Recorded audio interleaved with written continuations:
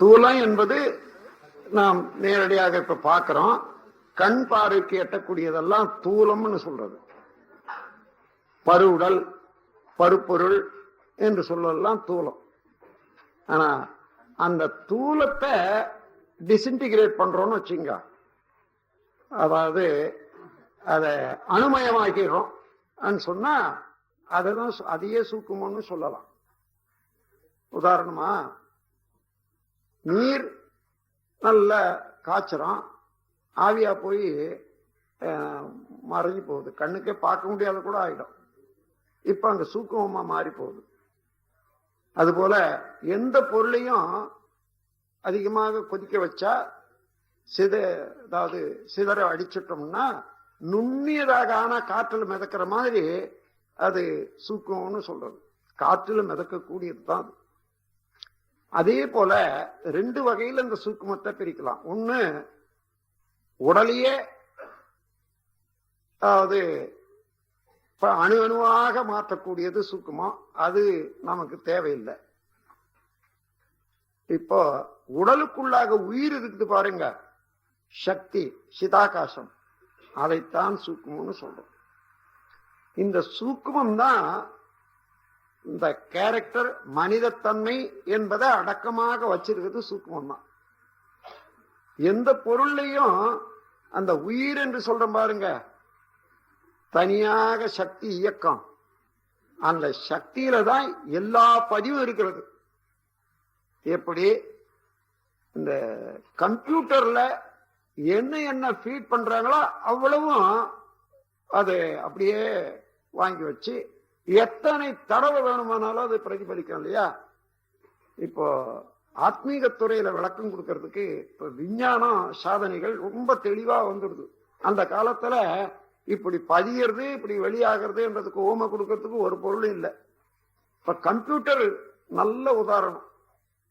கம்ப்யூட்டரும் மின்சாரமும் வந்த பிறகு இறைநிலை உணர்த்துவதற்கு ரொம்ப சுலபமாய் போச்சு.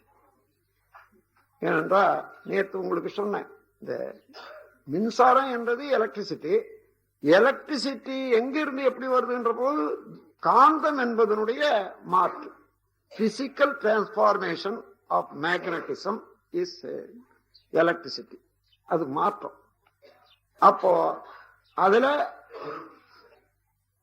காந்தமா இருக்கிற போது இரண்டு சக்தி ஊடுருவி இணைந்து இயங்கிக் கொண்டிருக்கிறது. அது ஸ்டாட்டிக் ஃபோர்ஸ், டைனமிக் ஃபோர்ஸ் ரெண்டுமே. எந்த ஃபோர்ஸ் அதிகமா இருக்குதோ அந்த மாதிரி அது செலவழியும். இதுல ஒரு உதாரணம் இப்ப சொல்றேன். பூமி நடுமையத்துல வேகமா பூமி சுத்துது இல்லையா? இதுல சென்டிபீட்டல் ஃபோர்ஸ், சென்டிபியூகல் இல்ல, சென்டிபீட்டல் ஃபோர்ஸ். சென்டிபீட்டல் ஃபோர்ஸ் சொன்னா ஒரு பொருள் சுத்தி கொண்டே இருந்தா லேசான பொருள் எல்லாம் தூர எரியும், வெளியேறிடும். கனத்த பொருள் எல்லாம் நடுமையும் நோக்கி ஓடும். காரணம், கனத்த பொருள்ல இருக்கக்கூடிய அணுக்கள் எல்லாம் தச்சுழற்சி வேகம் குறைஞ்சாதான் கனத்த பொருளாக மாறுது. கொஞ்சம் விஞ்ஞான இதுல சிந்தனை உள்ளவர்களுக்கு நல்லா தெரியும். அதாவது எப்படி பொருளோட பொருள் இணைந்து கனமாக மாறுதுன்னு சொன்னா அந்த சுழற்சி, தச்சுழற்சி இருக்கு பாருங்க, அது குறைய குறைய குறைய நெருங்கி இயங்குது. நெருங்கி இயங்குற போதுதான் உங்களுக்கு கனத்த பொருளாக மாறுது. இப்போ யுரேனியம் அது இது அதெல்லாம் தோரியம் இப்படி எல்லாம் சொல்றாங்களே, 200 அணுக்கள் 216 சொல்லுவாங்க. அவ்வளவு சேர்ந்து இயங்கிறது என்று சொன்னா அந்த கூட்டுக்கு அந்த தனி அணுவனுடைய இயக்க வேகம் குறைந்தாதாங்க கூடும். அதே போலதான் கெட்டியான பொருள்ல கூட அந்த இயக்க வேகத்தை, தனி அணு வேகத்தை தூண்டி விட்டுட்டீங்கன்னு வச்சுங்க, விரிந்துவிடும். விரிந்துட்டா அந்த அமைப்பே குலைஞ்சு விடும். அதாவது டிஸ்இன்டிகிரேஷன், இன்டிகிரேஷன் என்ற ரெண்டு வகையில கூடுதல் பிரிதல் என்றது இப்படிதான் உண்டாகுது. அப்போ இந்த உயிர் உடலுக்குள்ளாக தனி பார்ட்டிகள், சூக்குமம் என்றது உயிர் சக்தி தான். அது இருக்கிறது, ஆனா கண்ணால காண முடியாதது. புலனால உணர முடியாதது என்றதுனால அது சூக்குமம் சொல்லுவோம். அத தமிழ்ல சூட்சுமம் என்று சொன்னாலும் சூக்குமம் என்றாலும் ஒண்ணுதான். சூட்சமா இருக்குதுன்னு சொன்னா என்ன, ரொம்ப நுணுக்கமா நுண்மையாக இருக்கிறது என்றது அர்த்தம். அப்படி இந்த உடலுக்குள்ளாக 5 பொருள் இருக்கிறத கொஞ்சம் நினைவுபடுத்திக் கொள்ளுங்க. கெட்டி பொருளாக இருப்பது செல்கள் இணைப்பு. அது போலாரிட்டி இணைந்து ஒன்றோடு ஒன்று அடுக்கப்பட்டு ஒரு ஒரு சீலிங், அதாவது ஒழுங்காக அந்த அணு அடுக்கு சீர்மை அமைந்து சுற்றி சுற்றி இந்த மேக்னட்டிசம் வர ஒன்றிலே இருந்து ஒன்று ஒன்றிலே இருந்து ஒன்று போக அது ஒழுங்காக அணு அடுக்கு சீர்மைக்கு ஏற்றவாறு காந்த சக்தி ஓடிக்கொண்டிருக்கிற போது அதுதான் இந்த உடல், பரு உடல். அதற்கு மேலாக அதை விட இன்னும் லேசாக தண்ணி, ரத்த ஓட்டம் தான் அதை விட லேசானது, அது ஓடிக்கொண்டிருக்குது. அதற்கு மேலாக வெப்பம். வெப்பம் இந்த உடல்ல பாயக்கூடிய ஜீவகாந்த சக்தி நரம்புகள் வழியாக சென்று அந்தந்த செல்களால அது வெப்பமாக்கப்பட்டு மின்சாரமாக மாற்றப்பட்டு வெப்பம் எப்பொழுதும் 98.6க்கு இருக்கணும். கொஞ்சம் கூட குறைச்சலோ மற்ற சந்தர்ப்பத்துக்கு தகுந்தவாறு இருக்கலாம். இருந்தாலும் அந்த அளவு இருந்தாதான் நம்ம உடல்ல உள்ள ரசாயனங்கள், ரத்தத்தில் உள்ள ரசாயனங்கள் கெடாம இருக்கும். அப்போ அதற்கு ஒரு வெப்பம் வேணுமே. நாம் என்ன நெருப்பை போட்டு எரிக்கிறோம்? இல்ல, அது அந்த ஜீவகாந்த சக்தி தானாக மாறி இவ்வளவு வேலையும் செய்யும். அப்போ அதுதான் ஜீவகாந்த சக்தியினுடைய இயக்கம்னா, மின் இயக்கம்னா வெப்பம். அதுக்கு மேல காற்று நாம் உட்கொள்றோம். எவ்வளவு காற்று உட்கொள்றோம்னு சொன்னா சித்தர்கள் அதை கூட கணக்கெடுத்திருக்காங்க. நாம் உட்கொள்ளக்கூடிய காற்று இன்ச்சு கணக்கில் பார்த்தா 12 இன்ச்சு, 12 அங்கலம்னா 12 கியூபிக் இன்ச்சுன்னு வச்சுக்கலாம். அதாவது இப்படி சாதாரண போட்டா இன்ச்சுன்னு சொல்றோம், அதுல கியூபிக் இன்ச்சுன்னு சொன்னா 12 கன அங்கலம். அந்த மாதிரி கன அங்கலம் எதுவோ அதுதான் அதாவது 4×3=12 வச்சுங்க.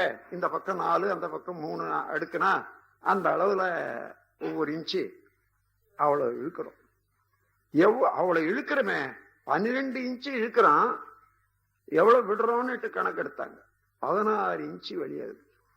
அப்போ ஒரு மூச்சுக்கு 4 இன்ச்சு நம்ம உடல்ல தேய்ந்து கருகி காய்ந்து வெளியேறுது பாருங்க அணுக்களுடைய இது.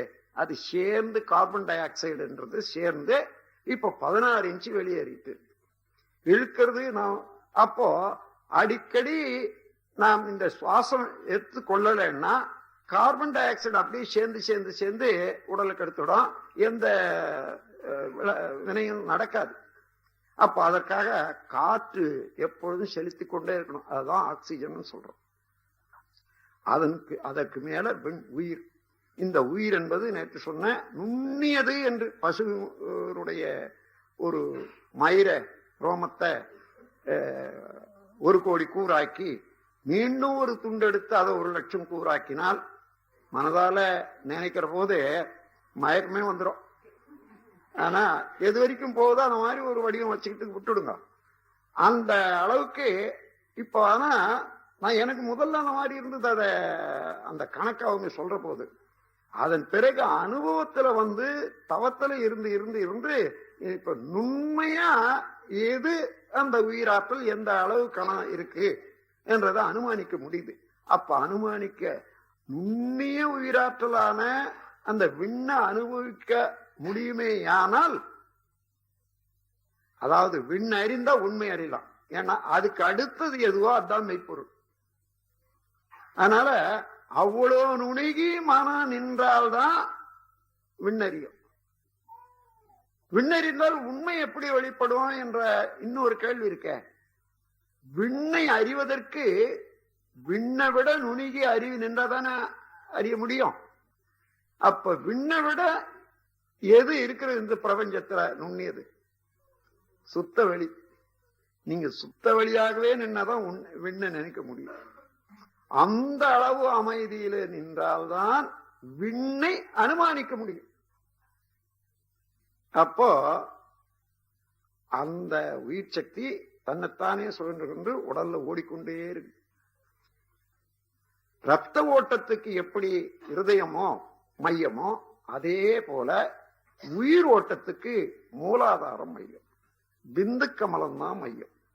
விந்து எவ்வளவு உறுதிப்பாடும் அளவு இருக்கிறதோ அந்த அளவுதான் உயிர் சக்தி ஒரு உடல்ல இருக்கும். விந்து குறைஞ்சதுன்னு வச்சுங்க, அந்த அளவுக்கு உயிர் சக்தியும் குறையும். பேட்டரியில கெப்பாசிட்டி எவ்வளவோ அவ்வளவுதான் மின்சாரத்தை சேர்க்க முடியும். அது போல வித்தினுடைய அளவு எவ்வளவோ, தூய்மை எவ்வளவோ அவ்வளவுதான் உயிர் சக்தியும் நிறைக்கும். அப்போ இந்த உயிர் சக்தியினுடைய சுழற்சியினால, ஒவ்வொரு உயிர் சக்தியினுடைய சுழற்சியினால ஏற்படக்கூடிய விரிவலை மொத்தம் டோட்டல் எதுவோ அதுதான் ஜீவகாந்த பெருக்கம் நம்ம உடல்ல எப்பொழுதும் இயங்கி கொண்டிருக்கிறது. இந்த ஜீவகாந்தம் செயல்படுற போது அழுத்தமா ஒளியா ஒலியா சுவையா மனமா, அந்த ஜீவகாந்தம் இல்லைன்னா இங்க இருக்கக்கூடிய பொருள் அந்த தள்ள முடியாது. அதுதான் அழுத்தம். அந்த பிரஷரால தான் முன்ன பின்ன செல்லுகிறது. அதுக்கு மேல ஒலி ஒளி எவ்வளவு தூரம் நம்ம உடல்ல நடைபெறுவதனால எவ்வளவு கன்வர்ஷன் ஆகுது என்று பாத்தீங்கன்னா, மின்சாரமா இங்க காதை வச்சு பார்த்தோம்னா இப்ப நமக்கு அந்த ஒலி தெரியும். இந்த அளவு ஒலி எப்பொழுதுமே இருந்து கொண்டு இருக்கும். இந்த ஒலிக்கு உட்பட்ட ஒலிய நம்மால உணரவே முடியாது. ஏன்னா நாம் அந்த அளவுக்குத்தான் நம்முடைய அறிவு நிலை நிக்குது. அதை விட உயர்ந்தாதான் நமக்கு அது தெரியுமே தவிர அதை விட தாழ்ந்த தெரியாது. எப்படின்னா, இப்போ ஒரு எறும்பு இருந்து ஒரு வெள்ளைக்கட்டி வச்சுங்க. இந்த வெள்ளைக்கட்டி அந்த மூலையில வச்சுட்டு இங்கிருந்து நீங்க அத வெள்ளம் எங்கன்னா இருக்குதான்னு மோந்து பார்க்கணும்னா முடியுமா? முடியாது. ஆனா அங்க வெள்ளைக்கட்டி வச்சுட்டு இங்க ஒரு 4-5 எறும்பு விட்டுடுங்க. எப்படியோ இப்படியும் அப்படியும் இப்படியும் அப்படியும் வந்து அப்படியே போய் சாயங்காலத்துக்குள்ள அங்க போய் சேர்ந்துடும். அதுக்கப்புறம் அங்க இருந்து ஒரு லைன் வச்சுக்கிட்டு அதை உண்ண ஆரம்பிக்கும். அப்ப என்ன ஆச்சு, மனிதனுடைய இந்த சுவை உணர்வு, மன உணர்வு நம்பர் 1ன்னு வச்சுங்க. எறும்பனுடைய உணர்வு 0.1, அதாவது 10ல் 1 இருக்கு. வெள்ளத்துல அங்க இருந்து இங்க வரக்கூடியது 0.3ன்னு வச்சுக்கங்க. இப்ப 0.3 என்று சொல்றது 1ல 10ல் 3 பங்கு தானே. அதனால நமக்கு தெரியல. ஆனா எறும்புக்கு அது 0.1, 1ல இருந்து +2ல இருக்குது. அதனால அவ்வளோ தொலைவில் இருக்கிறத அது கண்டுபிடிச்சு. அது போல எந்த உணர்ச்சியும் தன் இருப்புக்கு மேலாக, தன் இயக்கத்துக்கு மேலாக தூண்டப்பட்டு அது உயரும் போது அதுதான் உணர்வாக இருக்கிறது என்று சொல்லும் போது, இந்த உடல் இயக்கத்துக்கும் மன இயக்கத்துக்கும் காரணமாக இருப்பது ஜீவகாந்தம் தான். அந்த ஜீவகாந்தத்தை உற்பத்தி செய்வது உயிர் சக்தி. இந்த உயிர் சக்தியை தாங்கி நிற்பது வித்து. இந்த விந்து கெட்டு போனால், நீர்த்து போனா என்ன ஆகும்? நீர்த்து போனா குறைஞ்சிடும். அங்க உடல்ல தாங்காது. குறையிறது வேஸ்டா போறதுன்னுட்டு ஒண்ணு, அதாவது மூத்திரத்துல மலத்துல நமக்கு தெரியாம போயிடும், வேர்வையில கூட போகும். அது இல்லாம நீர்த்து போனா, அதாவது வயது வந்தவர்களுக்கெல்லாம் உடல் உறவு இச்சை ஜாஸ்தியா இருக்கும். அதனால அடிக்கடி போய் அதுலயும் வேஸ்ட் ஆயிடும், இன்னும் மேலும் நீர்த்து போகும். இது இல்லாம சினம் கொள்றாங்க பாருங்க. சினம் கொள்றவர்களுக்கு வித்து அதிகமா, சினம், உணர்ச்சி வயப்படுதல், கவலைப்படுதல், வித்து நீத்து போகும். காரணம், அந்த கவலைப்படும் போத சினம் கொள்ளும் போத wavelength of our mind அது ரொம்ப பேட்டாவில் 20, 25, 30ன்னு ஓடும். அப்படி ஓடுற போது இந்த உயிர் சக்தி அதை சமாளிக்கிறதுக்கு எவ்வளவு செலவழியுதோ அந்த செலவழியறத சேர்க்கணுமே இல்லையா, அப்ப உயிர் சக்தியினுடைய ஒவ்வொரு துகளும் விரைவாக இயங்க ஆரம்பிக்கும். அப்படி விரைவாக இயங்க ஆரம்பிக்கிற போது என்ன ஆகுது, மொத்தம் சேர்த்தா உயிர் சக்தி உடல் வரையில இருக்குன்னு வச்சுக்கோங்க. அதுக்கு அளவுதான். நம்ம சூக்ஷ்ம சரீரத்துக்கு வடிவம் என்னன்னு கேட்டா நம்ம உடல் தான் அதனுடைய வடிவம். இப்ப அது உடல் வரையில் இருக்கக்கூடிய சூக்ஷ்ம சரீரத்தினுடைய அளவு உயிர் சக்தியினுடைய துகள் வேகமாக இயங்க ஆரம்பிச்சா எக்ஸ்பான்ஷன் உண்டாகுது. அது உங்களுக்கு தெரியும், எந்த பொருள் சூடு பண்ணாலும் அதாவது அதனுடைய வேகம் ஜாஸ்தி ஆச்சுன்னா எக்ஸ்பான்ஷன், விரிவு உண்டாகிற போது உடலையும் தாண்டிய ஒரு பிகு சூக்ஷ்ம சரீரத்துக்கு வர்ற போது அப்போதுதான் அதை செய்யணும், இதை செய்யணும், அடிக்கணும், உதைக்கணும், குத்தணும் என்ற அளவுக்கு வேகம் வர்றது. அதான் ஏன்னா அந்த டென்ஷன் அப்படி சென்று செலவழிச்சுடுறான்னு வச்சுங்க, மறுபடியும் முன்ன இருக்கிற நிர்வாகமே செய்ய முடியாத ஆற்றல் இழந்து போகும். அந்த அந்த தூண்டுதல்னால உடனடியாக ரத்த வேகம் அதிகமாகும். Blood pressure at once will rise. சினம் வந்தாலும், கவலை வந்தாலும், பேராசை என்றாலும், பேராசைன்னா அதாவது ஒத்துக்கொள்ள முடியாத, மனதுக்கும் இயற்கைக்கும் ஒத்துக்கொள்ள முடியாத ஒரு ஆசை, உங்களுக்கு தேவையில்லாத ஒரு ஆசை, சும்மா அது வேலை வச்சிருக்கீங்கன்னு வச்சுங்க, அது தேவையும் இல்லை, அந்த எண்ணத்தை தாங்கிக் கொள்ளவும் சக்தி இல்லை. பொருத்தம் இருக்கணும். ஏதாவது ஒரு ஆசைப்பட்டோம்னா அது என்ன அளவுக்கு தேவை, இது இவ்வளவு அவசியம் என்றது உணர்ந்து கொள்ளும் போது அந்த கம்பேட்டபிலிட்டி ஒண்ணுக்கு ஒண்ணு ஒத்து வருது. அப்படி இல்லைன்னா வீணாக செலவழியுது நம்முடைய உயிர் சக்தி. அதனாலதான் நம்முடைய பயிற்சி முறையில எண்ணம் ஆராய்தல், ஆசை சீரமைப்பு, சினம் தவிர்த்தல், கவலை ஒழித்தல் இதெல்லாம் கண்டுபிடிச்சு நான் கொண்டு வந்து இருக்கேன். ஏதோ ஒரு தூக்கத்தகைய இந்த 5 தத்துவம் வச்சிருக்காங்கன்னு என்ன வேண்டாம். இந்த 5 தத்துவத்தை நல்ல மாதிரி பயின்ற பிறகுதான் நீங்க பயன்படுத்தும் போது பாத்தீங்கன்னா இதை தவிர வேற ஒன்னும் வழி இல்லை மனித குலம் ஈடேறுவதற்கு என்று ஒவ்வொருவரும் உணர்ந்து கொள்ளணும். ஒவ்வொருவரும் உணர்ந்து கொண்டு அதுக்கப்புறம் பயிற்சி செய்யறதுக்கு முடியாது. அதனால ஏற்கனவே இதெல்லாம் ஒழுங்குபடுத்தி இப்ப உங்களுக்கு கொடுத்துருக்குறேன். அப்போ இன்னும் ஒரு விந்தை என்னன்னா, நமக்கு ஒரு 10 யூனிட் எப்பொழுதும் நமக்கு சார்ஜ் ஆயுது வருதுன்னு வச்சுக்கோங்க. விழித்து கொண்டு இருக்கிற போது கை கால ஆட்டம், அதை செய்யறது இதை செய்யறது, நாம் விரும்பி செய்யக்கூடிய காரியங்கள், எண்ணங்கள், இதுக்கெல்லாம் உடல் இயக்கத்தோட சேர்த்து 11 யூனிட் செலவாகுதுன்னு வச்சுக்கோங்க. 10 வரவு, விழித்து கொண்டிருக்கும் போது 11.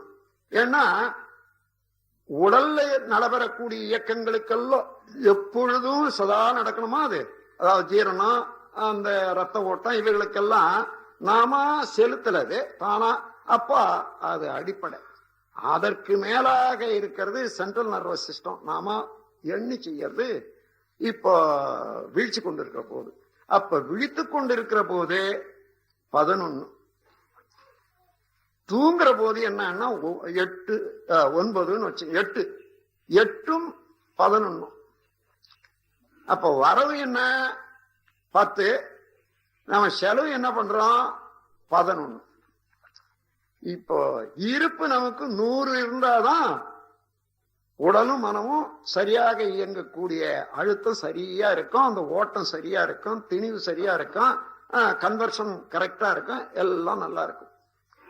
இதுல ஒரு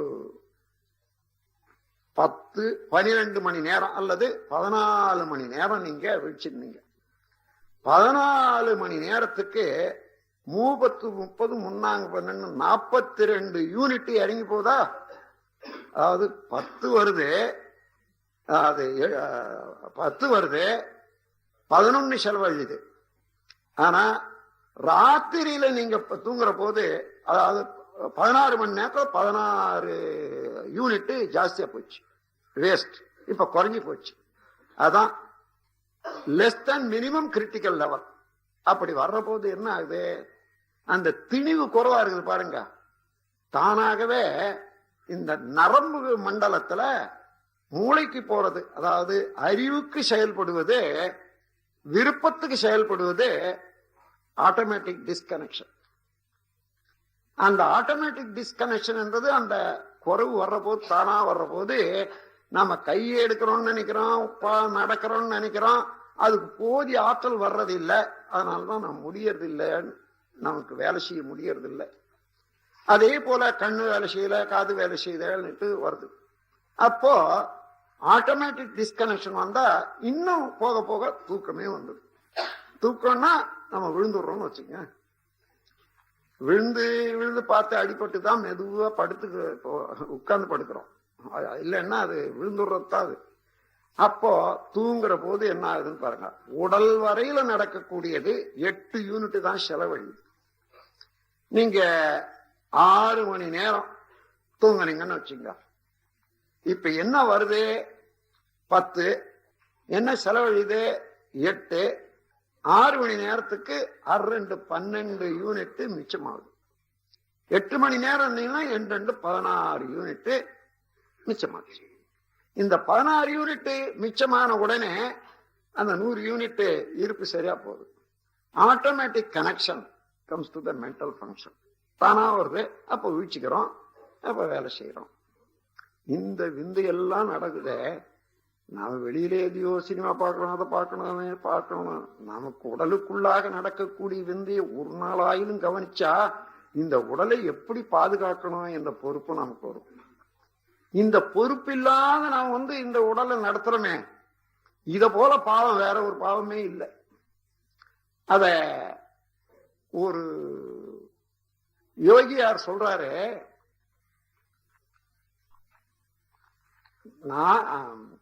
நந்தகோனாரா அவர் பேர், தாந்திமிதிமி நந்தகோனார் தான் அவரு. இந்த 4 மாதமாய் கொயவனை வேண்டி நந்தவனத்திலோர் ஆண்டி. நந்தவனம்னா ரொம்ப அழகிய பூங்காவாக இருக்கக்கூடியது இந்த உலகம். இந்த இடத்திலே இருந்து வாழ்ந்து கொண்ட ஆண்டி எல்லாம் வந்த வல்ல இறைவன் தான். அவன் என்ன பண்ணான்னா, இந்த உடல் கெட்டு போச்சுன்ட்டு எதிர்ப்பாகி அப்ப வேற ஒரு உடலை கட்டணும்னு சொல்லி கருப்பையில இருந்துகிட்டு நந்தவனத்தில் ஒரு ஆண்டி 4 மாதமாய் கொயவனை வேண்டி கொண்டு வந்தான் ஒரு தோண்டி. 4 6 10 4 24 மாசம் இல்ல, 10 மாதமாக கட்டி வெளியில கொண்டு வந்தான். அந்த அருமை தெரியாத என்ன பண்ணா, கண்ணை திறந்தான், ஒளி வாசனை சுவை எல்லாம் இருக்குது. இதுலயே மயங்கி இதை இந்த வேடிக்கைய பார்த்து பார்த்து பார்த்து ஆண்ணா உடஞ்சி போச்சுன்னு சொல்றான். நந்தவனத்தில் ஒரு ஆண்டி 4 மாதமாய் குயவனை வேண்டி கொண்டு வந்தான் ஒரு தோண்டி. அதை கூத்தாடி போட்டுடைத்தாண்டி. அத அவருக்காக சொன்னார் என்றதில்ல, உலக மக்களை பார்த்து எப்படி தன்பயம் இழந்து உடலை கெடுத்துக் கொள்றாங்கன்றதுக்கு எள்ளி நகையாடுவது ஒரு அறிவுரைக்கு அது ஒரு தத்துவம். அது சித்தர்கள் கையாண்ட முறை. எல்லாம் இப்படியே எள்ளி நகையாடி நமக்கு இதை சொல்லுவாங்க. இன்னொரு புலவர் கூட சொல்றாரு அதே பாணியில, தாவாரம் இல்லை தனக்கொரு வீடு இல்லை தேவாரம் ஏதுக்கடி குதம்பாய். எங்கேயும் போனாரு, தேவாரம் பாடிக்கிட்டு இருக்காங்க. நல்ல பாட்டு தானே. ஐயோ பாவம், நல்ல பிள்ளைகள் எல்லாம் உட்கார்ந்து தேவாரம் பாடுறாங்கன்னு சொல்லாம இல்லையா? இவருடைய நினைவுக்கு மனிதன் பிறந்தது இதுக்கு இல்ல, அவனை உணர்ந்து கொள்றதுக்காக வந்திருக்கான். அதை விட்டுட்டு இன்னும் இந்த பாட்டை பாடிக்கிட்டே பஜனை பாடிக்கிட்டே சுண்டல் சாப்பிட்டுக்கிட்டு இருக்காங்களே என்றத எழுத்தாளி, அதாவது எளிய முறையில சொல்ற மாதிரி, தாவாரம் இல்லை. தாவாரம்னா என்ன தெரியுது உங்களுக்கு? இங்க இருந்து இறக்கனா இல்லை, தாவி பிடிக்கக்கூடிய ஆரம், அதாவது ஒரு கயிறு. அதை கொண்டு முன்னேறுவதற்கு ஒரு குரு இல்லைன்றார். நீ உனக்கு வேண்டிய ஒரு குருவை பெற்றுக்கொள்ளவில்லை, தாவி பிடித்து மேலே ஏறுவதற்கு ஒரு குருவை பெற்றுக்கொள்ளவில்லை. தாவாரம் இல்லை, தாவ ஆரம் இல்லை, தனக்கு ஒரு வீடு இல்லை. நான் எங்க இருந்து வந்தோம் என்பது உணர்ந்து அதை சேர்ந்து கொள்வதற்கும் ஒரு அறிவு இன்னும் பெறவில்லை. தேவனுக்கு ஆரம்பாடி என்ன பிரயோஜனம்னு சொல்லிட்டே போறாரு. இப்படி இருக்கும். அதாவது எள்ளி நகையாடி அதிலேயே நமக்கு அறிவுரை கூறுவது ஒரு சித்த மார்க்கத்தில் அது ஒன்று. அந்த முறையில அப்போ இந்த உடலுடைய தன்மையை எடுத்துக்கொண்டோமானால் இந்த உடல் நிலைச்சிருப்பதற்கு என்ன வேணும்னு இப்ப தெரிஞ்சு கொண்டீங்க. ஜீவகாந்தம் தான் வேணும். இந்த ஜீவகாந்தமோ பிரபஞ்ச காந்தத்தோட கலந்து இருக்குது. அதனாலதான் எதை அறியணும்னு சொன்னாலும் அதோட கலக்கிற போது அதை அறிய முடியுது. எந்த பொருளும் ஜீவகாந்தம் இல்லாத காந்தம் இல்லாத இல்லை. அதனால ஒவ்வொரு பொருளோட கலந்த போது அது உணர்தலாக இருக்கு. ஆகையினால இப்ப இந்த ஜீவகாந்தம் தான் இந்த உடலுக்கு நல்லது. அதுதான் உடலை போஷிக்குது, அறிவுக்கு அறிவாக இருக்கிறதுன்னு தெரிந்து கொண்டோமானால் அதை பாதுகாக்கணும். அப்போ ஜீவகாந்தத்தை பாதுகாக்கணும்னா உயிர் சக்தியை பாதுகாக்கணும், அதிகரிக்கணும். உயிர் சக்தி அதிகரிக்கணும்னா விந்து சக்தி நல்லா இருந்தால்தான் உயிர் சக்தி அதிகமாகும். இந்த உண்மையை உணர்ந்த நாடு ஒரே நாடு உலகத்துல இந்தியா ஒண்ணுதான். அதை வச்சுத்தான் கற்பு என்ற நெறிய மனித குலத்துக்கு அளித்த நாடு இந்திய நாடு. மேல நாடுகள் எல்லாம் பரியாசம் செய்வாங்க. ஆனா அதே நேரத்துல இங்க நாலாவட்டத்துல அங்க பார்த்து இங்க நாம கெட்டோன்னுட்டு ஒரு அளவு வந்த போதிலும் கூட இன்னும் இந்த அந்த சிறப்பு நம்ம நாட்டுக்கு தான் இருக்குது. அதை வச்சுதான் அவங்க ஏற்படுத்தினாங்க. ஆகையினால அந்த விந்து சக்தியை ஒழுங்காக பாதுகாத்துக் கொள்றதுக்கு சினம் இல்லாம, கவலை இல்லாத, இன்னும் பேராசை இல்லாம அமைதியாக மனதை வைத்துக் கொண்டு இருப்பதற்கு பயிற்சி வேணும். அந்த பயிற்சி தான் இப்ப நாம் செய்யற குண்டலினி யோக பயிற்சியின் மூலமாக இதெல்லாம் கிட்டும்.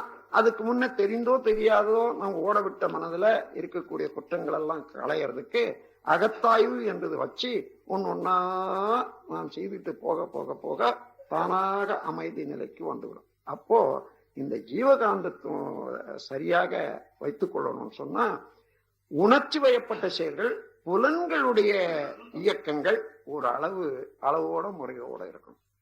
அதிகமாக புலன்களை இயக்கணும்னு வச்சுங்க, இருக்கிறதெல்லாம் செலவு பண்ணிடுறோம், இன்பம்னுட்டு அப்போ வறட்சி ஏற்படுது. வறட்சி ஏற்பட்டா அதனுடைய விளைவு துன்பம், நோய், மரணம். ஆன முதலில் அதிகம் செலவானால் மானம் அழிந்து மதிகட்டு போன திசை எல்லாருக்கும் பொல்லனாய் எழுபிறப்பும் தீயனாய் நல்லாருக்கும் பொல்லனாம் நாடு. ஜீவகாந்தம் ஜீவகாந்தம் விந்து ரெண்டும் கெட்டா. இந்த உடல் இயக்கத்துல இப்ப ஜீவகாந்தத்தை விட்டுட்டு உயிரையும் மறந்துட்டு அந்த உயிர் சக்திக்கு ஆதாரமாக இருக்கக்கூடிய வித்துவையும் மறந்துட்டா இந்த உலகத்துல உடல் தத்துவமோ அல்லது உலக தத்துவமோ எப்படி எந்த விஞ்ஞானியும் முழுமை செய்ய முடியும்னு பாருங்க. இந்த தத்துவத்துல தோய்ந்த தெளிந்த ஞானிகள் தான் இந்திய நாட்டில் பிறந்து வளர்ந்து வாழ்ந்து நமக்கு வழிகாட்டியிருக்காங்க. பின்னால வந்தவங்க எத்தனையோ நூல்கள் அழிஞ்சு போச்சு. இன்னும் ஒரு சிலது பரம்பரையா கர்ண பரம்பரைன்னு சொல்லுவாங்க. ஒருத்தருக்கு ஒருத்தர் சொல்லி சொல்லி வந்தது உண்டு. வழியில அவனுடைய ஆசைக்கு தகுந்தவாறு அல்லது அறியாமைக்கு தகுந்தவாறு எழுத்தை விட்டுறது, எழுத்தை சேர்க்கறது, அல்லது வேணும்னே சேர்க்கறது, வேணும்னே கழிக்கிறதுன்னுட்டு அப்படி எத்தனையோ நூல்களுடைய மதிப்பும் கெட்டு போயிருக்கு. அப்படி இருக்கிற போது நமக்கு இன்னைக்கு கிடைச்சிருக்கக்கூடிய நூலை எடுத்து பார்த்தாலும் கூட பெரிய பெரிய பொக்கிஷங்கள் எல்லாம், இயற்கையினுடைய ரகசியங்கள் எல்லாம் அடங்கிய நூல்கள் நம்மிடம் இருக்கின்றன. ஆனால் அதை ஒத்து பார்க்கறதுக்கு கொஞ்சம் மேல உயர்ந்து தன்னில உணர்ந்தவர்கள் மூலமாக ஒத்து பார்த்து அது நல்லது கெட்ட தெரிஞ்சு எங்க தவறு இருக்குது எங்க அது திருத்திக் கொள்ளலாம். அது ஒன்றும் கஷ்டம் இல்லை.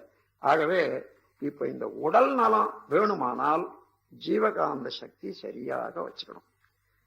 இப்போ பகல்ல நான் வேலை செய்யற போது ஒவ்வொரு மணி நேரத்துக்கும் 2 யூனிட் டிஸ்சார்ஜ்ல போகுதுன்னு வச்சுங்க. சரி, அதுக்கு பதில் தூங்கிட்டா 8 மணி நேரம் 7 மணி நேரம் 6 மணி நேரம் தூங்கிட்டா சார்ஜில் வந்துடுது, சரியா வந்துடுது. ஆனா 2 சினிமா 3 சினிமா பார்த்தா என்ன ஆகும்? அதான் அதே போல இந்த உடல் நல்லா இருக்கிற போது அதை எவ்வளவு கெடுக்கணுமோ கெடுத்துட்டு அது கெட்ட பிறகு மறுபடியும் அதை திருத்த முடியாத நிலையில தான் நாம் வருந்துறோம். இந்த உலகம் முழுவதிலும் விஞ்ஞானத்துறையிலையும் பொருளாதாரத்துறையிலும் மேல் வந்த நாடுகள் எல்லாம் கூட யாருமே உடலை நல்லா வச்சுக்கிறாங்கன்னு நான் சொல்லவே முடியாது.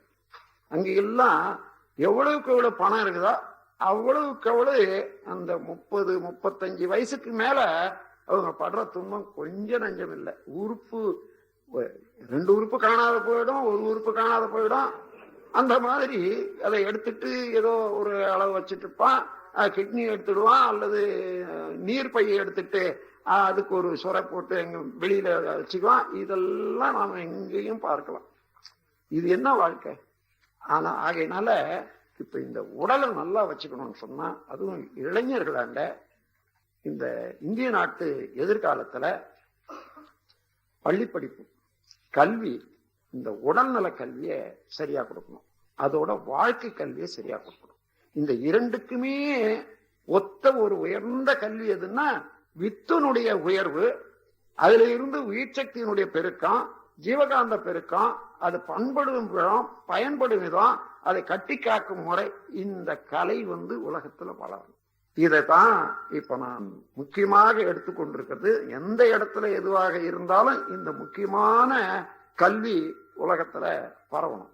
இப்ப நீங்கள் எல்லாம் இன்னைக்கு ஒரு 425 பேர் இருக்கீங்கன்னு சொன்னா, இதுக்கு முன்னமே ஒரு 425 பேர் தயாராக இருக்காங்க. இத்தனை பேரும் நல்ல முறையில இந்த கல்வியை தெரிந்து கொண்டு ஒருவருக்கொருவர் எனக்கு பின்னால ஒவ்வொருவரும் 10 பேருக்கு இத தெளிவுபடுத்துறது இன்னும் வந்தா என்ன ஆகும்? அதோட அது தனித்தனியா செய்தே உலகத்துக்கு போறாது. இது விஞ்ஞான உலகத்துக்கு பள்ளிக்கூடங்கள்ல பாடத்திட்டமாக வரும். இது என்ன கஷ்டம்? வாழ்க்கைக்கு ஏற்ற கல்வி இல்லாத வாழ்வு எப்படி? வாழ தெரிந்து கொண்டு வாழணும். அந்த வாழ தெரிந்து கொள்வதற்கு இது எவ்வளவு முக்கியமான கல்வி. இந்த கல்வி நமக்கு கிடைக்க செய்யணும் நம்முடைய குழந்தைகளுக்கு. அதற்கு வேண்டிய ஏற்பாடுகளை தான் இப்ப நாம் செய்து வரோம். இந்த ஆண்டு முடிஞ்சு போனா 88வது ஆண்டுல இத கல்லூரியாக மாற்ற போறோம். அதற்கு வேண்டிய ஒரு அனுமதியெல்லாம் நாம பெற்றாய் போச்சு. அதை 88வது ஆண்டுக்குள்ளாக இந்த கட்டடங்கள் கட்டி, ஓங்கார மண்டபம் கட்டி, இன்னும் ஒரு சில இதெல்லாம் வரணும். வந்த உடனே பாடத்திட்டங்களை வகுத்து ஒவ்வொரு கல்லூரி மாணவர்களுக்கும் வார கணக்கிலேயோ அல்லது மாத கணக்கிலேயோ அல்லது இந்த வெயில் கோடை காலத்திலேயோ அவர்களுக்கு குரூப்பா 100 பேர் 200 பேர், இப்போ 400 பேர் இப்போ ஒரே நேரத்தில் இருக்க முடியுது. அது மாதிரி 200 பேர் 300 பேர் ஒவ்வொரு கல்வி சாலையிலையும் இருந்து தங்கி அவர்கள் படிப்பதற்கு ஏற்றவாறு. அப்ப என்ன வேணும்? இப்பவே சில மாணவர்கள் இங்க வர்றதுக்கு திருட்டுத்தனமா வர்றாங்க. ஏன்னா எங்க அப்பா திட்டுவாங்க. அவங்க அப்பாவுக்கு இந்த யோகம் என்றது ஏதோ திசை திருப்பி விடுறான்ற அளவுக்கு தான் தெரிஞ்சுக்கிறாங்களே தவிர, அவங்களாயிலும் கொஞ்சம் எட்டி பார்க்கலாம் இல்லைங்க, பார்க்கறது இல்லை. இல்ல யாராயிலும் கேட்டாயிலும் தெரிஞ்சுக்கிறாங்கன்னா இல்லவே இல்லை. அதெல்லாம் முடியாது, நீ போகக்கூடாது. அந்த அளவுல ஒரு தடை இருக்குது. அது அவர்களெல்லாம் உணரும்படியாக செய்வதற்கு நாம போல குடும்பத்தவர்கள் ஒருத்தருக்கு ஒருத்தர் அதை விரிவுபடுத்தி சந்தர்ப்பம் வரும்போதெல்லாம் இந்த குண்டலினி யோகம், உலக சமுதாய சேவா சங்கம் அல்லது மனவளக்கலை மன்றங்கள் மனிதனுக்கு தேவையானதாக தான் சொல்றாங்க. வாழ்க்கையில புறம்பானது ஒன்றுமில்லை, வாழ்க்கை கல்வி தான் சொல்லி கொடுக்குறாங்க என்ற அளவுக்கு இன்னும் இது தெளிஞ்சிடும். வர வர வர உண்மை எப்படியும் தெளியத்தான் வேணும். இப்படியாய் முதல்ல இந்த தமிழ்நாடு எல்லா மக்களுக்கும் தெளிவாக அறமும் இறை உணர்வும் வந்துவிட்டோம். அது போதும் இந்த உலகத்துக்கு. ஆகவே அந்த முறையில உடல் நலம்னா ஏதோ ஒண்ணு நல்லா மூக்கு பிடிக்க சாப்பிட்டா உடல் நலம் வந்துடணும்னு நினைச்சிட்டு இன்னும் போடுங்க, என்ன குறைச்சி சாப்பிட்றீங்களேன்ற அளவுக்கு வருது பாருங்க. அதெல்லாம் உடல் நலம். அளவோடு சாப்பிடுற போதுதான் உடல் நலம் இருக்கும். நான் ஒரு கவி எழுதியிருக்கேன். நீ ஜீரணிக்கிற அளவுக்கு உட்பட்டு இருந்தால் நீ உண்ணக்கூடிய உணவு, நீ உணவை ஜீரணிக்கிறாய். அதற்கு மேலாக உண்ணும் போது உணவு உன்னை ஜீரணிக்கும் என்றது. இப்படி இதெல்லாம் ஒரு சுருக்கமாக இருந்தாலும் கூட ஆழ்ந்து ஆழ்ந்து அவனுடைய கருத்துக்களை எடுத்துக்கொண்டு நீங்களெல்லாம் இந்த அறிவொளியை பரப்பக்கூடிய பேராசிரியர்களாக நீங்க திகழ போறீங்க. இன்னும் கொஞ்சம் சிந்தனையை கொஞ்சம், அதாவது சமுதாயத்துக்கு என்று ஒரு பகுதியை ஒதுக்கி வச்சுக்கோங்க. நீங்க எந்த வேலை செய்தாலும் சரி, எவ்வளவு பெரிய பணக்காரா இருந்தாலும் சரி, நான் சொல்றேன் 60 வயதுக்கு மேல 70 வயதுக்கு மேல உங்க பணமோ உங்க சிந்தனையோ பயன்படுறதில்லை. ஏன்னு கேட்டா உங்க பையனோ அல்லது மகளோ பார்த்துக்கிட்டே இருப்பாங்க, இந்த கதை இன்னும் இந்த மூச்சு போட்டுட்டு எங்களை வதச்சிக்கிட்டு இருக்குது என்றது. அவர்கள் போய் கும்பிடக்கூடிய இடங்கள் எல்லாம் அந்த கும்பிடுல இது ஒரு சங்கல்பமா போட்டு வைப்பாங்க. ஆகையினால இதெல்லாம் வராது. நீங்க ஆத்மீக துறையில பண்பட்டு விடுங்க. அதாவது ஆபீஸ்ல இருந்து ரிட்டையர் ஆயிட்டா கூட சரி, ஒரு 4 பேர் 10 பேருக்கு இத சொல்லி கொடுக்கறதுக்குன்னு வச்சுங்க. வர வர வர வர ஒரு 100 பேரோ 50 பேரோ உங்களுக்கு துணையாக உங்கள் கருத்தை பயில்றதுக்கு வந்துட்டாங்க. நாம் இந்த மூச்சு விட்டுட்டு இந்த உடலை இங்க விட்டுட்டு பிரிகிற வரைக்கும் மதிப்பு குறையவே குறையாது, அமைதியும் குறையவே குறையாது. அமைதியாக இருக்கலாம் யாரா இருந்தாலும் சரி. அதனால அன்னைக்கு தேடிக்கணும்னா அன்னைக்கு நீங்க ஆசிரியர் பயிற்சி எடுக்கணும்னா நான் இருப்பேனா? இன்னைக்கு வந்ததுதான் சரி.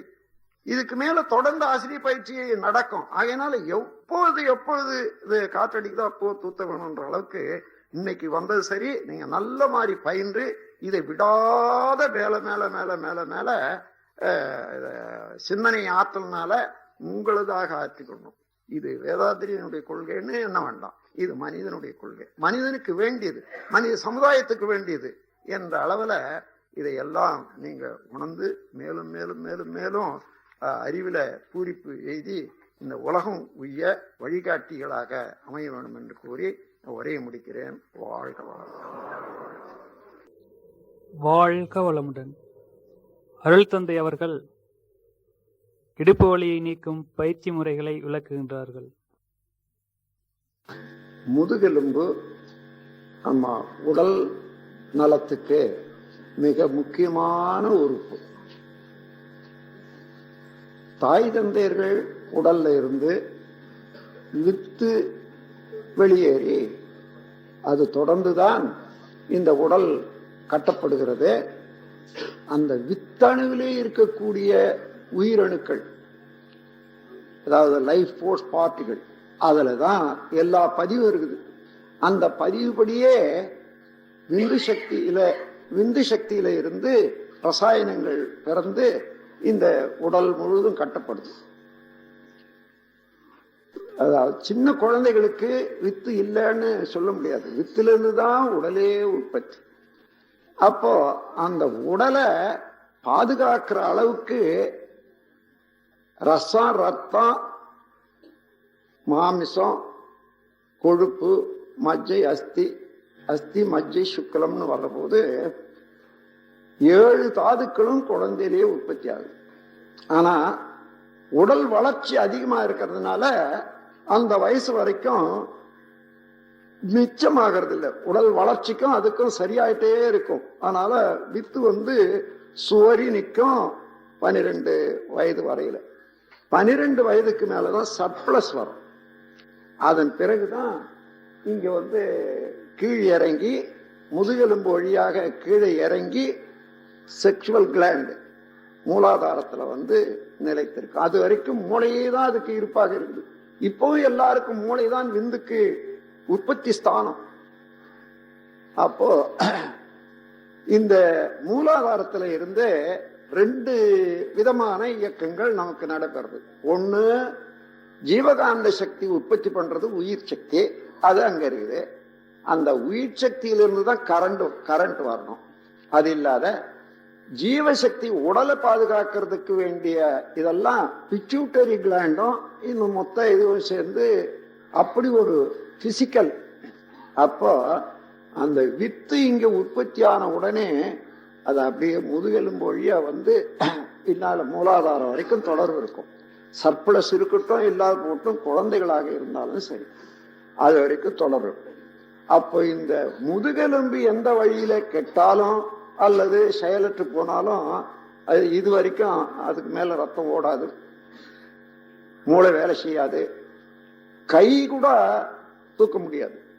முதுகெலும்பு ஒடிஞ்சதுன்னு வச்சுங்க, கை காலு கூட அந்தந்த இதுல தூக்க முடியாது போகுது. அதனால முதுகெலும்பை நல்ல முறையில பாதுகாக்க வேண்டியது உடல் நலத்துக்கு நல்லது. ஆனா இது பல காரணங்களால முதுகெலும்புல வலி வருது. சிலருக்கு ஆர்த்தரிட்டிஸ் இருந்ததுன்னா அடிக்கடி வலி வரும். இந்த முதுகெலும்புல இந்த கழுத்துக்கு கீழே இருக்குது பாருங்க, அந்த எலும்புகள் கொஞ்சம் பிறண்டு போயோ சதை பிறண்டு போயோ இன்னும் ஒரு வியாதி வருது பாருங்க, கழுத்தை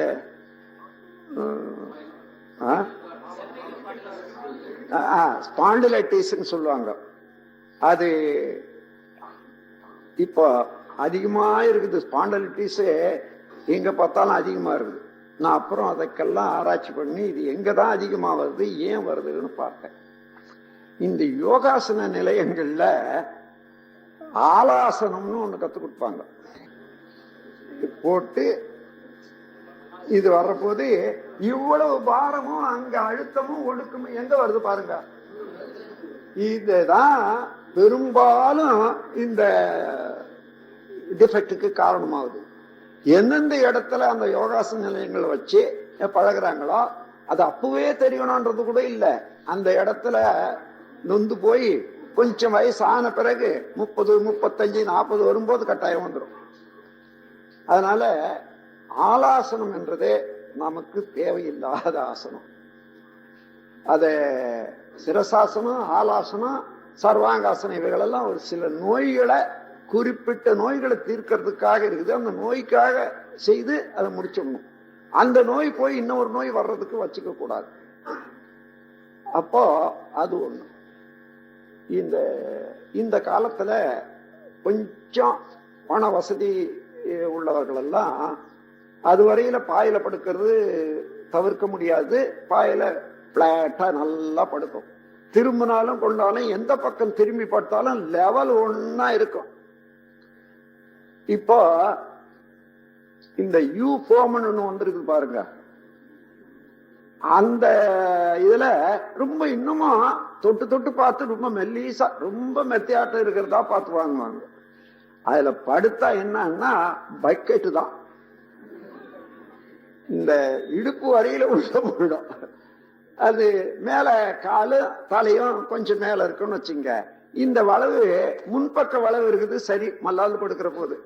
நீங்க சைட்ல படுக்கிற போது அந்த வளைவு என்ன ஆகும் கொஞ்சம் கவனிச்சு யோசித்து பாருங்க. இடுப்பு இப்படி போய் இப்படி திரும்புது இல்லையா? சரி, இது போக குடும்பத்தில் உள்ளவர்கள் உடலுறவு கொள்ற காலத்துல அந்த உடம்பு ஆண்களுக்கு எப்படி வருதுன்னு நீங்க பாத்தீங்கன்னா, இப்படி வரும்போது அந்த இடுப்பு கடைசி எலும்பு இருப்பாங்க, அங்கதான் முறிவு ஏற்படும். முறிவுன்றது தேய்வு. அந்த தேய்வை சரி கட்ட முடியாத வித்தினுடைய செலவு ஜாஸ்தி ஆகிறதுனால அது அப்படியே நின்று நின்று நின்று நின்று தவிர்க்க முடியாத தீர்க்க முடியாத வியாதி ஆகிடும். நீங்க டாக்டர் போனா ஆபரேஷன் பண்ணணும்னு சொல்லுவாங்க.